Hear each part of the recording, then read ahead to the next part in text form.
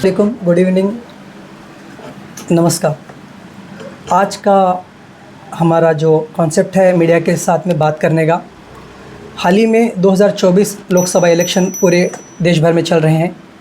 देश भर में हम देख रहे हैं एक ऑल इंडिया अलायंस होकर करीबन 370 से ज़्यादा पार्टियां देश के हित में, देश को बचाने की खातिर एक प्लेटफॉर्म पर आकर अपनी पार्टी के मजबूती का ख्याल ना करते हुए देश को बचाने के लिए काम कर रहे हैं। दूसरी तरफ एक पार्टी बीजेपी जो सिर्फ कम्युनल स्टेटमेंट्स दे रही है, मुसलमानों के ख़िलाफ़ बोल रही है, यहाँ तक कि प्रधानमंत्री औरतों के मंगलसूत्र के ऊपर भी उंगली उठा रहे हैं। ये कह रहे हैं कि कांग्रेस अगर सत्ता में आ गई तो औरतों के मंगलसूत्र छीन लेंगे, उनका सोना छीन लेंगे और ये मुसलमानों में बांट देंगे। और ये भी कह रहे हैं कि मुसलमान ज़्यादा बच्चे पैदा करते हैं। ये सरासर झूठ है। अगर मुसलमान ज़्यादा बच्चा पैदा करते तो 600-700 साल करीबन मुसलमानों की हुकूमत देश में थी। उसी वक्त देश में माइनॉरिटी की जगह मेजॉरिटी में अगर मुसलमान होते तो ये जो देश में बंटवारे की बातें चल रही हैं हिंदू और मुसलमानों में, ये अच्छी अलामत नहीं है, देश को ख़तरे में डालने वाली अलामत है। मैं देश के प्रधानमंत्री से भी रिक्वेस्ट करता हूं कि आप देश के प्रधानमंत्री बनकर बात करें, ना ही कि बीजेपी के कार्यकर्ता। आपके हर एक स्टेटमेंट को हम देख रहे हैं, आप एक कार्यकर्ता बन के ही स्टेटमेंट दे रहे हैं। 10 साल आप हुकूमत में रहे, आपके तरफ से कोई अभिवृद्धि या देश के हित में काम नहीं हुआ। राम मंदिर अगर और हिंदुत्व, जय श्री राम, गाय माता वगैरह वगैरह बोल रहे हैं। हाल ही में गाय के ऊपर भी एक टिप्पणी की, गाय गोश्त जो होता है वो किसी के लिए मांस है लेकिन आपके लिए माता है बोल के। अगर आपकी माता है तो देश दुनिया में सेकंड नंबर पर बीफ एक्सपोर्ट में भारत देश है, तो टोटली बीफ एक्सपोर्ट बंद करें, तब हम जाकर मानेंगे कि आप गाय को गाय माता समझते हैं। एक तरफ गाय माता कहते हैं, उसका एक तरफ दूसरी तरफ उसका बीफ एक्सपोर्ट करके ज़्यादा से ज़्यादा बाहर देश से पैसा कमा रहे हैं। और इतने झूठे वादे, झूठे जुमले बोल चुकी है बीजेपी। पूरे देश की जनता का जो है उन पर से भरोसा, विश्वास उठ चुका है। अभी देश की आवाम ऑल इंडिया अलायंस की तरफ रुझान कर रही है, हम देख रहे हैं। हाल ही में जो फर्स्ट फेज़ का इलेक्शन हुआ, इसका रिज़ल्ट मीडिया अपनी तरफ से बहुत अलग बता रही है, लेकिन मैं समझता हूं कि रिज़ल्ट आने के बाद ही पता चलेगा कि किस तरफ वोटिंग ज़्यादा है। देखने में बीजेपी को डर कर लोग खुलकर बीजेपी के ख़िलाफ़ बात नहीं कर रहे, लेकिन देश के हर एक व्यक्ति को देश की फ़िक्र है। वो उनसे मैं उन पर उम्मीद भी करता हूं, उनके ऊपर भरोसा भी करता हूं कि देश के हित में वो वोट डाल रहे हैं। लोकसभा में जो इलेक्शन हाल ही में होने वाला है 7 अप्रैल से जी, तो आप किस पार्टी को सपोर्ट करना मुनासिब समझेंगे? देखिए, मैं कोई पॉलिटिकल पार्टी से बिलोंग नहीं करता हूं, कोई पॉलिटिकल पार्टी से मेरा कोई रिलेशनशिप फ़िलहाल नहीं है।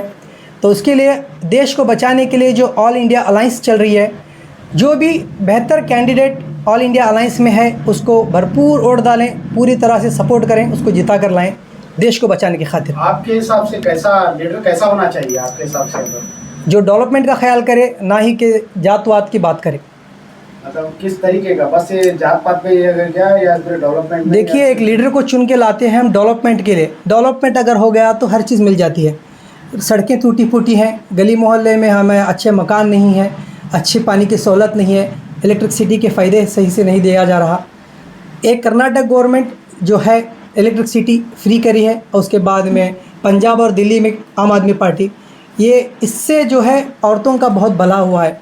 मैं कल ही एक वीडियो देखा हूँ, एक औरत इलेक्ट्रिक के पैसे बचाकर और 2000 रुपये जो कांग्रेस गवर्नमेंट कर्नाटका में दे रही है वो बचाकर कुछ ग्राम सोना लेकर आई है। वो कह रही है कि मेरी ज़िंदगी में शायद मैं सोना नहीं खरीद सकती, ये पैसे आने से आज मैंने सोना ख़रीदा है। राहुल गांधी 1 लाख रुपए हर एक गरीब व्यक्ति के अकाउंट में देने का वादा कर रहे हैं, तो उस वादे को निभाएंगे, हम उन पर भरोसा करते हैं। और भी मैं यहाँ तक स्टेटमेंट सुना हूँ कि कांग्रेस सिर्फ 220 या कैंडिडेट खड़ा की है, कहाँ से पैसे बांटेगी? कांग्रेस पार्टी अपने जेब से पैसे नहीं, हमारे टैक्स को हमें रिटर्न करेगी। ऑल इंडिया अलायंस इसीलिए बना है कि हमारे टैक्स को हमें रिटर्न देने के लिए। वोटिंग अवेयरनेस को लेकर आपका क्या ख्याल है? भारत देश की पूरी जनता से, हिंदू मुस्लिम सिख ईसाई मेरे भाइयों से मैं दिल की गहराइयों से दरख्वास्त गुजारिश करता हूँ, हाथ जोड़कर विनती करता हूँ, ऑल इंडिया अलायंस को अपना वोट दें और देश को बचाने की खातिर वोट दें। और अपना कीमती वक्त वोट को देने पर लगाएं, ना ही कि पैसों पर बिकने कर। देश को बचाने का है इस बार। अगर बीजेपी हुकूमत में आई तो यही जातवाद चलता रहेगा। जो घटिया मनुस्मृति है जिसे बाबा साहेब अम्बेडकर ने उसी दिन जलाया था, उसी मनुस्मृति को दोबारा इम्प्लीमेंट करना चाहते हैं। हाल ही में मोहन भागवत का मैं स्टेटमेंट देखा हूँ प्रिंट मीडिया में कि वो कह रहे हैं कि भारत को हिंदू राष्ट्र बनाने की बात को थोड़ा धीमे से बोलें, हम इलेक्शन में कामयाबी पाने के बाद उसको धीरे धीरे इम्प्लीमेंट करेंगे। तो इस तरह की घटिया सोच से बीजेपी और आरएसएस काम कर रही है। ऑल इंडिया अलायंस को सपोर्ट करना है हमें देश को बचाने की खातिर।